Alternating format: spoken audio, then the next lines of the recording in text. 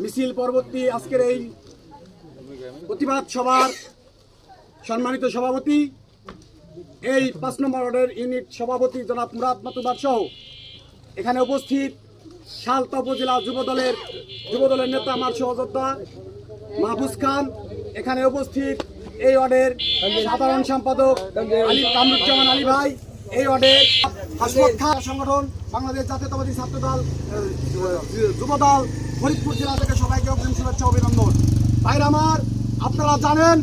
বিগত কয়েকদিন ধরে মিডিয়ার ইউটিউবিতে এক সাংবাদিক, কোথাকার এক সাংবাদিক, তিনি মিথ্যা অপপ্রচার চলে গেছেন। আমার এই নেত্রী, উত্তরবঙ্গের বিশিষ্ট নেত্রী এবং কে মুবাইদুর রহমান সাহেবের একমাত্র কন্যা, বিএনপির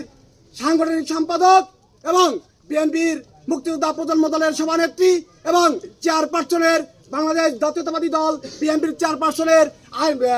আপনার বিদেশ 1 নম্বর শামাওয়াত ইসলাম রিঙ্কুকে নিয়ে যে কুটুরপূর্ণ বক্তব্য দিয়েছে এবং ইউটিউবার যে বক্তব্য দিয়েছে, আমরা কিছুক্ষণ আগে জানতে পেরেছি ওই ইউটিউবার তার বক্তব্য জাতির কাছে ক্ষমা চেয়ে প্রত্যাখ্যান করেছে। আমরা এই গল্পনা এবং এই 5 নম্বর ইউনিট বিএনপি এবং 2 নম্বর ওয়ার্ডের সাবেক বিএনপি আমরা তীব্র নিন্দা, আমরা সারা বাংলাদেশ থেকে এই ইলিয়াস আলীকে অবাঞ্ছিত ঘোষণা করছি এবং এই কেয়ারটেকার সরকার এবং নির্বাচনকালীন সরকারের প্রধান ডক্টর ইউনূসের কাছে উদাত্ত আহ্বান রাখবো, ইতিমধ্যে বাদ দেওয়ার জন্য বিশেষভাবে অনুরোধ করছি। এটা আমার দাবি না, এটা নগরকান্দা সালতা ফরিদপুর জেলার মানুষের দাবি। আমার নেত্রী কে মুবাইদুর রহমান সাহেব বাংলাদেশের মুক্তিযোদ্ধা সংগঠনের অন্যতম নেতা ছিল। তার মেয়েকে নিয়ে কুচক্রী করা বক্তব্য দিবেন, সে বাংলাদেশের নাগরিকত্ব থাকতে পারে না, সে রাজাকারের দোষর, সে আওয়ামী লীগের দোষর, সে এই দেশের মানুষের খেটে খাওয়া মানুষের দোষর, মুক্তিযোদ্ধার বালিতে মুক্তিযোদ্ধার